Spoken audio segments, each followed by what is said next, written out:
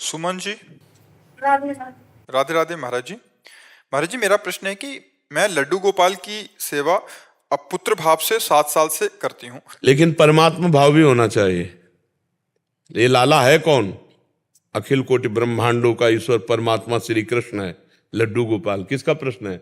तो आपको पता है लड्डू गोपाल कौन है? हाँ, परमात्मा श्री कृष्ण। ये भाव रखना है तो वैसे ही व्यवहार करना है, लाला जैसा प्यार करना है, लेकिन ये भाव जरूर ध्यान रखना है कि ये परमात्मा है। अगर परमात्मा नहीं तो आजकल देखो ना, वैसे ये गोपाल जी और जो जो मन में आया जैसे, ऐसे नहीं, थोड़ा मर्यादा। वो भगवान है, वो परमात्मा भी है।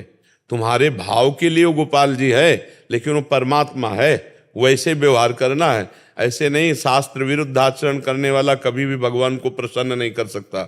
इसलिए गोपाल जी की सेवा करनी है, पर यह ध्यान रखना है कि गोपाल जी मेरे प्रभु हैं, पुत्र होते हुए, पुत्र भाव वात्सल्य भाव रखते हुए। ये हम नहीं कह रहे, आप देखो भागवत पढ़कर देखो, देवकी वसुदेव जी से भगवान कह रहे हैं कि मेरे ये चतुर्भुज रूप दिखाने का कारण यही है कि जब मैं बाल रूप धारण करूंगा तो तुम मेरी महिमा को नहीं जान पाओगे। इसलिए मेरे इस चतुर्भुज रूप से जानो कि मैं तुम्हारा पुत्र बनने जा रहा हूं।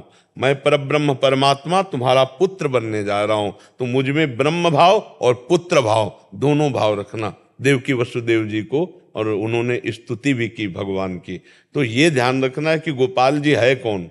वो अखिल ब्रह्मांडों का बाप है, जो हमारे भाव के लिए वो पुत्र बना हुआ है, हमारे भाव के लिए वो गोपाल जी बना हुआ है। वो अखिल ब्रह्मांडों का स्वामी है, पिता है।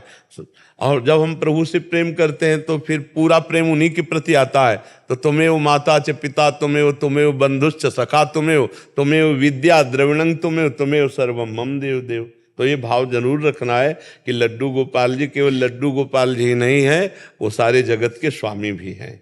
मुझे लीला दिखाते हैं, बहुत रुलाते हैं, मुझे हंसाते कम। नहीं, ये चीजें गुप्त रखनी चाहिए। ये चीजें कहने का मतलब है अहंकार पुष्ट हो रहा है, तो अभी साधना नहीं ठीक बन रही।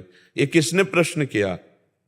आप क्यों बताना चाहते हैं? क्योंकि आपको ये बताना है कि आप गोपाल जी से बहुत प्रेम करते हैं और गोपाल जी आपके ऊपर बहुत कृपा करते हैं, जो कि असली बात नहीं है। अहम क्यों आ गया आपके अंदर? असली भक्ति में तो दैन्यता आती है। अगर कोई कहे भी कि तुम्हें गोपाल जी तो बहुत सुख देते होंगे, तो कहाँ हमारी ऐसी भक्ति? कहाँ भक्ति ऐसा उत्तर देती है? अभी आप की लाइन बदल रही है, क्लियर मार्ग से वो हट रही है, उसको सही कीजिए। आप हमारी बात समझ रहे ना? भगवान की कृपा से अगर यहाँ वार्ता की है तो उसका सुधार कीजिए।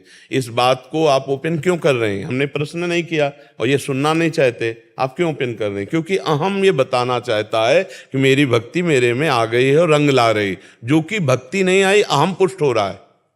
ये मतलब आंतरिक आध्यात्मिक की डॉक्टरी है। आप जहाँ प्रश्न कर रहे हो, यहाँ केवल भगवत प्राप्ति की चर्चा होती है, और जरा भी भगवत प्राप्ति में जो कनेक्शन लूज होगा वो यहाँ टाइट किया जाता है। आप अगर उसे अपमान समझे तो बात अलग है, और अगर आप उसे कृपा समझे तो आप आज से ये बात नहीं कहेंगी कि मेरे ऊपर बहुत इस तरह की कृपा है। उनको छुपाया जाता है। जितना छुपाओगे खेलेंगे, और बता दोगे तो बंद हो जाएगा।